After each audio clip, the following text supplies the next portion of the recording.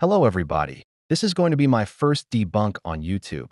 I will be debunking the false delusion of the shockwaves between Goku and Beerus. This video is going to be me debunking the notion of it not being universal level.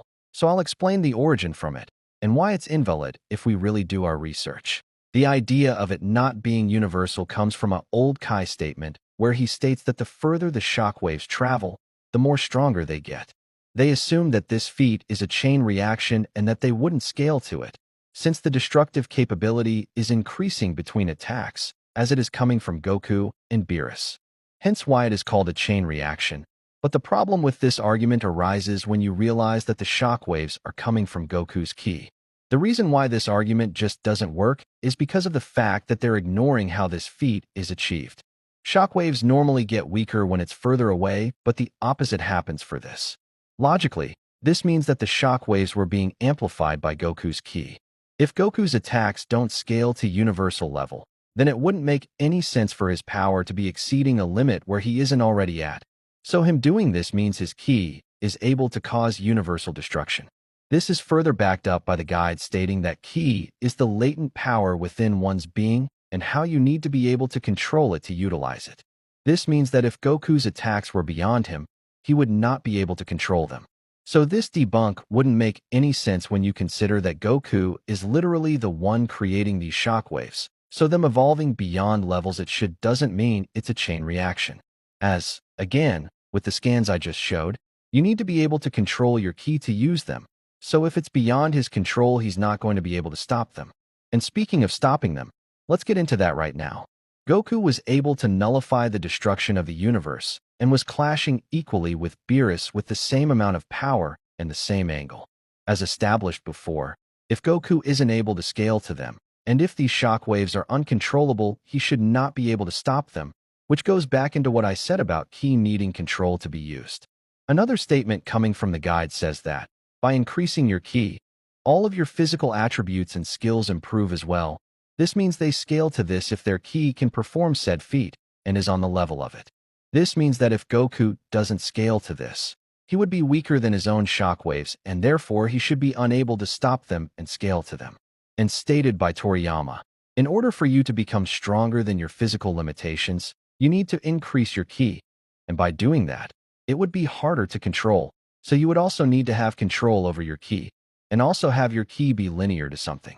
As a concept, you need to be able to control it and use it. With control, this means you're able to withstand and have the ability to weaken it and scale to it. By saying that it's a chain reaction and how Goku doesn't scale to it, this would be a contradiction, because how would Goku be able to cause these shockwaves and not only be able to perform them, but also neutralize them at the same time?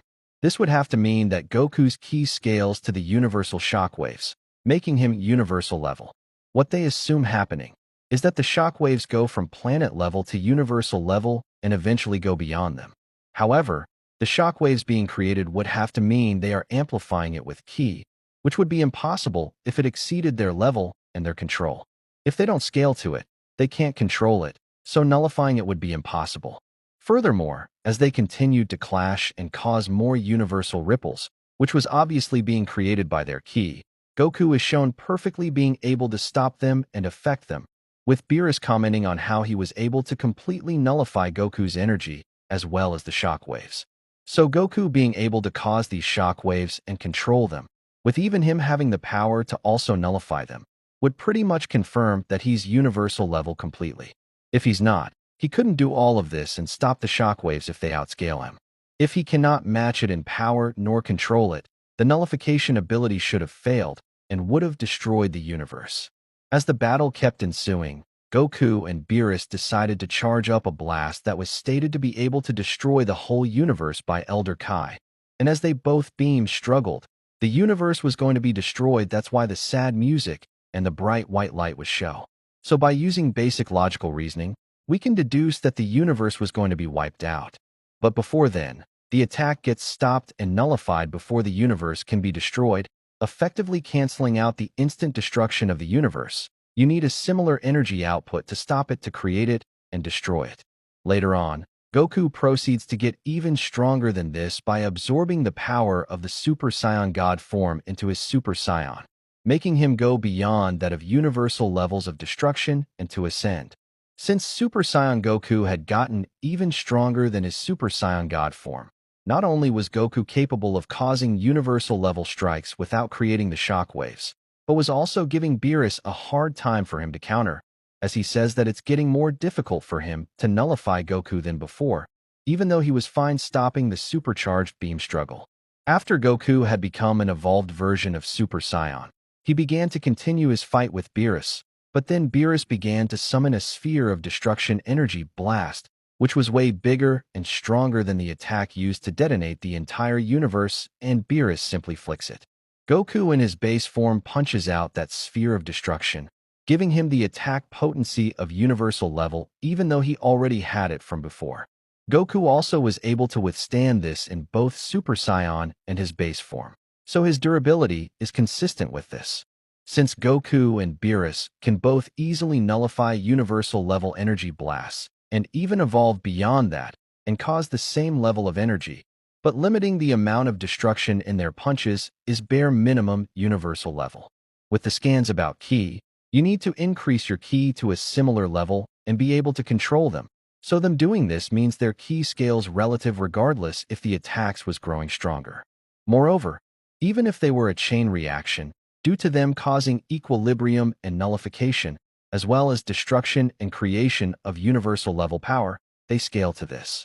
The beam struggle between them in the first place was already stated and shown to be able to cause an explosion to level the entire universe, so that's already instant destruction. So yes, they are universal. In Dragon Ball, it's stated that the living universe is an infinite-sized construct, a place that encompasses all of space-time and celestial body, so them destroying this would also mean they can destroy infinity. And infinity cannot be divided, because you can't divide infinity by infinity. Infinity has no limits or numerical boundaries, so you can't cut something that doesn't have a figurative finite limit, as that would break apart the very definition of what infinite even means. Goku's attacks would have to be traveling an infinite distance and destroy it, regardless of it is increasing by each hit. Since force equal mass x acceleration exists, this means that the acceleration is infinite, which would make the force infinite, and even the mass of the shockwaves infinite as well. This still would qualify for universal level, so this doesn't refute anything. If it's infinite in size and the shockwaves are able to cover that distance, that means the force must be infinite and the mass must be infinite too. No matter what way you try to interpret or simplify this feat will be infinite in extent and can destroy the infinite universe. In the super exciting guide, it's stated that energy and mass equivalence exists within the Dragon Ball verse. This equation by Albert Einstein was founded out and described to be the concept of energy and mass being converted to each other and similar in forms. It shows us how energy can increase and expand mass similarly to the shockwaves Goku and Beerus created and how both are connected together. The amount of strength that was required to create the energy and mass came from the same point from where it was originally formed from. The more the shockwaves traveled which increased in strength would mean the energy output that was created would scale, considering the difference between the destructive capability. This means Goku and Beerus had to keep on putting out more and more energy to increase the mass, which would be impossible of the point where it came from never had the power to do such a thing. That's why when I show the evidence of ki in Dragon Ball, it makes this logic seem completely stupid. If the shockwaves continuously happened but got weaker when they traveled, the mass would slowly decrease with the energy, but, again, as I stated, the opposite happened. This means the energy kept getting pushed out endlessly, as the mass and energy kept expanding.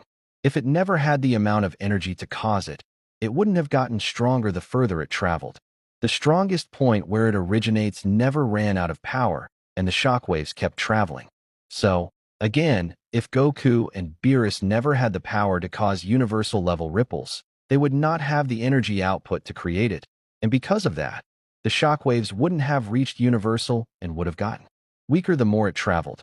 If the shockwaves can't reach its destination because it lacked the energy output, it would not have the mass to do so, and the momentum would never get to that level unless it gets faster and stronger. This is why we say he's universal. If the shockwaves weren't universal as they say, and that Goku doesn't have the energy to do it, Goku would eventually run out of power and the ripples wouldn't affect the universe. They scale to this without problems. And let's not forget about Newton's third law that with every action, there is an opposing force. Every time you punch a wall, you take pain. Every time you shoot a gun, you take recoil. Every time you hit something, it's like it's hitting you. All of this is a showcase of an opposing force and its reaction.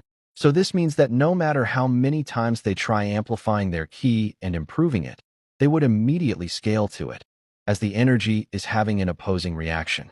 This is also backed up by how ki is shown within Dragon Ball, how it boosts every attribute and stat you have in physical combat, which would include durability. And since chain scaling exists, this means Goku and Beerus are both universal level via durability. Well, that should be it, you guys. I attempted to debunk this chain reaction nonsense by using 3 different points. I will be posting this on my TikTok as well, just so people on that site get notified. And in case you want to hear everything, but it isn't the right time, just make sure you save this video and come check up on it again. Anyways, peace my friends.